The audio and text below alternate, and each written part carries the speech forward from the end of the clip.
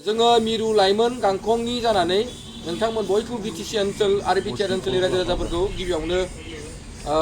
नैबे मोजां सानजौफु समनि गाहाम हामलायथिखौ जासिहरबाय लोगोसे नोंथांमोन मिडिया प्रेसनि रिपर्टार नोंथांमोनखौबो जोंनि गाहाम हामलायथिखौ जासिनाय थाबाय जा नोंथांमोनखौ लेंहरनायनि मेन कारना जाहैबाय जे नोंथांमोना नुदों थांनाय साननैसो सिगां अर्थात गोबां माने बिथांमोना मोनबा गेरेन्टि होनानै गुबुन गुबुन समस्थिफोराव थांनानै बिथांमोना गोबां बेबायदि चेक आरो सेल्फ हेल्प ग्रुपनो माने फैसा होनायफोरखौ जों नुनो मोन्दों दा बिनि गेजेराव जों माखासे बाथ्राफोरखौसो दिनै नोंथांमोननि सिगाङाव जोङो बुंनो दिनै नोंथांमोननो नैबे मिडियानि गेजेरजों जों फोरमायनो नागिरदों मानगोनां हाग्रामा महिलारि सारनि दैदेननाय बिथांमोननि माखासे सामसानि जि लिस्ट बानायनाय जे बिथांमोना दिनै मा होनदों बिपिएफनि न'खरसेयावनो साब्रै साबा मोननाय जि प्रुफ बे प्रुफ तथ्यखौ लानानै आङो माखासे बाथ्राफोरखौ बुंथिनो थाखाय लादों मानोना दिनै बिथांमोननि लिस्टआ जोंनाव फैदों माखासेखिनि लिस्टआ थांनाय 27 तारिखआव आं कमप्लेन खालायनाय बाथ्रा नङा बियो बिपिएफ कमप्लेन खालायनाय बाथ्रा बियो बबे बिपिएफआ कमप्लेन खालायदों नोंथांमोन आं फरायथिनानै खोन्थानो नागिरदों जे मा होनदों 26 नं दारांगाजुलि ब्लक कमिटि बिपिएफनि माखासे दैदेनगिरिफ्रा मा होनदों बिथांमोननि सिडब्लिउसि बिथांमोननि ओमेन दैदेनगिरि बिथांमोना कमप्लेन होदों जे जोंनि बिपिएफनि सापर्टार बिथांमोना नेताफोरा न'खरसेयावनो साब्रै साबा 2 लाखनि आइबिएसखौ माने सोनानै लादों आरो चेकखौ राननानै लादों होननानै बिथांमोना मा होनदों माखासे कमप्लेन बिथांमोना 27 तारिखआव होदों दा बे कमप्लेन बाथ्राया माने बेनो जे दिनै नैबे मोनसे बिथांमोननि मोनसे समस्थियाव बिथांमोना 100 जन बिथांमोना बेनिफिसारि सेलेक्ट खालायनानै बिथांमोना बेहाय गासिबो नामफोरा दङ दा बेहाय बिथांमोना कमप्लेन खालायनायनि जों नामखौबो थयथ' खालायनायबाय नोंथांमोना जुदि नंखाय सानदोंब्ला जे नैबे मानगोनां मा होनदों बेहाय रबित नार्जारिनि फेमिलिया गासै मोनबा अर्थात बिथांमोननि न'खरानो साबा लादों बिथाङा रबितआबो लादों रबितनि हिन्जावाबो लादों रबितनि हिन्जावनि बिनानाव सानैयाबो लादों आरो बेजों लोगोसे बिनि बियादै फिसायाबो लादों आरो बेबायदिनो मा होनदों जादब अधिकारी होनो बिथाङाबो मा होनदों बिथांनि फेमिलियाबो 6था लादों गावजों लोगोसे 6था दा दिनै बिथांमोना बुंदों जे दिनै माने बिपिएफ सरकार फैनाय लोगो लोगो जों रायजो राजानो जोङो आनएमप्लयिं मानसिफोरनो जोङो 2 लाख थाखा होगोन होननानै बिथांमोना बाथ्रा बुंदोंमोन नाथाय जों नुबाय बिथांमोना दिनै 2 लाखखौ रायजो राजानो होनो नालागे गाव गावनि न'आवनो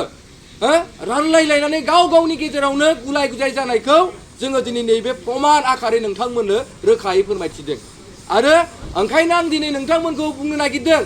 जे हाग्रामा महिलारि सारखौ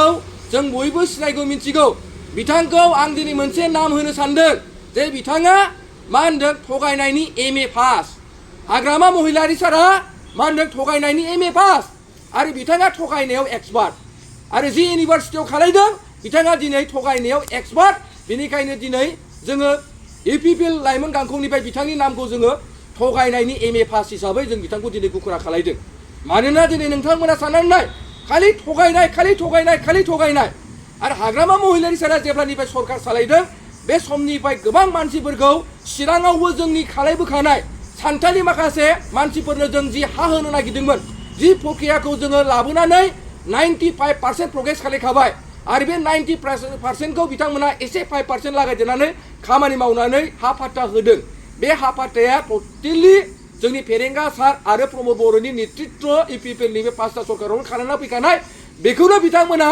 आदिबासि सान्थालफोरनो हा पाट्टा होदों होननानै दिनै बिथाङा फोरमायनो नागिरदों नाथाय नोंथांमोना मिथिगौ अन्थाइ खाम्फा गायसनदों फिथा हास'दों बे गासैबो प्रमद बर'नि नेतृत्वआवनो सेंसन जाबोजोबखानाय आरो बे बाथ्राखौ स्वयं मा होनदों हाग्रामा महिलारि सारानो गावनो स्पष्ट भाबै नोंथांमोननि सिगाङाव फोरमायथिनानै होदों दा ओंखायनो बिथांखौ जोङो दिनै स्पष्ट बे बाथ्राखौ बुंनो नागिरदों जे बिथाङा बे समाव जेसेबांखि बाथ्रा बुङा मानो जेसेबांखि रायजोखौ मेगन खाथेनानै मेगन गुनु खालायनानै बिथाङा दोना मानो दिनै रायजो राजाया बुजिनो बाखि गैला रायजो राजाया मिथिनो बाखि गैला गासैबो रायजो राजाफ्रा दिनै बिपिएफनि सायाव गाज्रि मोननायखौ फैबाय आरो नोंथांमोना नाय जे बे गाज्रि मोननायनि फिथाइया बिपिएफखौ जे गाज्रि मोनबाय बिनि फिथाइया फैगोन नैबे मा होनदों माने MLA इलेक्सनाव नोंथांमोना स्पष्ट बिनि रिजाल्टखौ बिपिएफआ नुगोन आरो मोनगोन आरो बेहाय नोंथांमोना साननानै नाय जे इउपिपिएल हिसाबै जोङो 15टा सिटआवबो जों 15टायावबो गेलेगोन आरो बिनि गेजेराव जों जेरैखि जाया 10टानिफ्राय 12टा मोनगोन आरो जोंनो आसाम सरकार दानायाव गोदान सरकार दानायाव इउपिपिएलनिफ्रायनो एमएलए बिजाथि लानानै मेजरिटि लानानै जे जों किं मेकार जानो हागोन बे दिनै नोंथांमोननि गेजेराव आं स्पष्ट खोथाखौ आं फोरमायखाबाय आरो मोनसे खोथाखौ आं खावलायबावनो नागिरदों जे नोंथांमोननि सायाव आं बेखौनो खावलायबावनो नागिरदों नोंथांमोना एमएलए इलेक्सननि जोबखांनायनि मास मोनथामनि उनाव बिपिएफ सरकारा बायगोन बे स्पष्ट खोथा आरो आं बे खोथाखौ दिनैबो बुंदों मानोना इउपिपिएल सरकारा फैफिनगासिनो दं रायजोफोर रायजो राजाफ्रा गोनो गोथो जानांगौनि दरखार गैया दिनै बयबो प्रमद बर'खौ लुबैफिनदों राकेश ब्रह्म बिथांमोनखौ लुबैफिनदों मानोना दिनै प्रमद बर'नि नेतृत्व सरकारानो शान्ति परिबेशनि गेजेरजों खामानि मावो बयबो जनगोष्ठीनि सायाव अनलायनाय मोजां मोनलायनाय खौसेथिखौ जेब्लायबो हास्थायो आरो बेनो जाहैबाय प्रमद बर' दा हाग्रामा सार माने अशान्ति हाग्रामा सार माने थगायसुला हाग्रामा सार माने थगायनायनि एमए पास बुजिबायना दा बेखौनो नोंथांमोननि सिगां स्पष्ट भाबै बुंबाय आरो आं बेखिनिखौनो नोंथांमोना आं फोरमायबाय आरो बिथांमोना बे बेनिफिसारिफोरखौ गोबां नोंथांमोननो जोङो थयथ' होबावगोन आरो जों खोनानो मोन्दों बिथांमोननि जायफोरा गिदिर गिदिर स्टेजाव गाखोनानै लेक्सार होग्रा सोरबा प्रहलादनो सोरबा कास्ट'मोननो बिथांमोननिबो नामफोरखौ जोङो दिहुननो थांगासिनो दङ आरो बै बेनिफिसारिनि लिस्टआव बिथांमोननि नामाबो 2 लाखआव दङ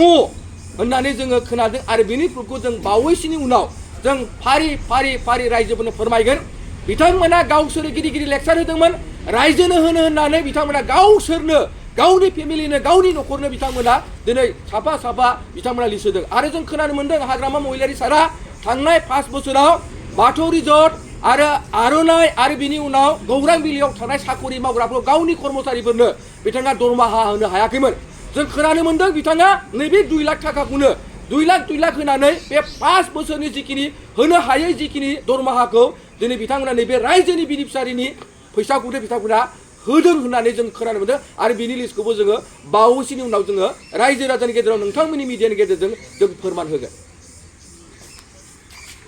बुंनायफोरखौ हुसियार खालामनाय मोनसे मेसेज होदों मिडियानि गेजेरजों दा नोंथाङा बुंगोन जोङो प्रहलादनि दमखौ जों गिया आरो बियो सासे दा सरकारनि सासे बियो माबा जानानै कर्मचारि जानानै दिनै बिपिएफनि सरकारनि नेतृत्वनि सासे सदस्य जानानै बिथाङा अपेनलि थ्रेटेनिं होनाया बियो रायजो राजाया बेखौ बयबो नुदों दा जों बिनि थ्रेटेनिंखौ गिग्रा मानसि नङा मिथिबायना बिथाङा बुंदों जे खारनांगोन नङा होमबा खारबाबो गनाय नङा होननानै बाथ्रा बुंनायफोरखौ बिथाङा बिनिफ्राय गोजानाव थाथों मानोना बिनि थाखाय जोङो फैगोन समाव जों बेबस्था लागोन आयेननि बेबस्था लागोन जों जाय बाथ्राफोरखौ दिनै प्रहलादा दिनै सरकाराव थानानै मोनसे दादागिरि होनबाथ' जों बिथांमोनखौ लुगैयो मिथियो जे बिथांमोना सरकार सालायनानै मोनसे दादागिरि रायजो राजाखौ सिगि सिगि खालामनानैसो बिथांमोना सरकार सालायदों नामा सिगि सिगि खालामनानैसो मानसिफोरखौ भट होदोंमोन नामा सिगि सिगि खालामनानैसो बिथांमोना दिनै 28टा मेन्डेट मोननानै दिनै भट माने बिपिएफ सरकार खालायदों नामा जोंनाव मोनसे प्रश्नआ फैदों दा ओंखायनो बिथांनि बुंनाय बिथांनि सिगिनायखौ जों मालाबाबो गिनाय नङा आरो लोलेदबो जों गिनाय नङा नोंथांमोननि 5 बोसोर गभर्नमेन्टआव जिखिनि साख्रि लाइमोनफोरनि साख्रि होनाय बे टटेलि इलिगेल जादों होननानै बिथांमोना बुंदों आरो बिनि थाखायनो पिसिसिनि सेक्रेटारि लेभेलनि जिखिनि 6 दान बान्था थाबथाना थानाय बेखौ नायबिजिरनानै उनावसो दान बान्थाखौ होनाय जागोन होननानै माखासे खौरां बिजों एबा माखासे बिथांमोननि फिननायखौ जों नुनो मोनदों बिथांमोना जोंनि थांनाय सरकाराव जिखिनि जों साख्रि होबाय फरेस्ट गार्ड 1 माने फरेस्टार 1 बिनिफ्राय गार्ड फरेस्ट गार्ड आरो बिनि उनाव माखासे बिसिडिसि सेक्रेटारिफोरखौ जों होदों दा बिनि गेजेराव बिथांमोना दिनैसिमबो मानो बिथांमोना साख्रिखौ दाननो हायाखै जुदि इलिगेलमोनब्ला बुंनायजों नङा बिथांमोना मावनानै देखायनांगौमोन मानो मावनानै देखायाखै दिनै मानो बारनांगौ 7 मास बिथांमोना दिनै मानो जोंनि साख्रिफोरखौ मानो दाननो हायाखै जुदि इलिगेल जुदि जादोंब्ला आरो बिथांमोना बुंदों जे गासैबो इलिगेल गोजानो जेल थांगोननो आरो बिथांमोना मानो जोंखौ जेलाव हरनो हायाखै जुदि इलिगेल मावदोंमोनब्ला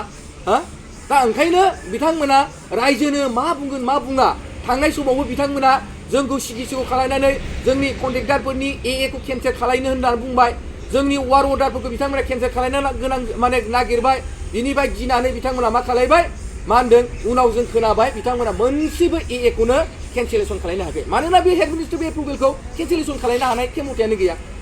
मानोना बेहाय आरो बिथांमोना जिखिनि फैसाखौ गारबोदों होनना बुंदों जों एनि एगेन्स्टआव जोङो खामानिनि एगेन्स्टआवसो जों फैसा दोनबोदोंमोन जाहाथे सासे थिखादारा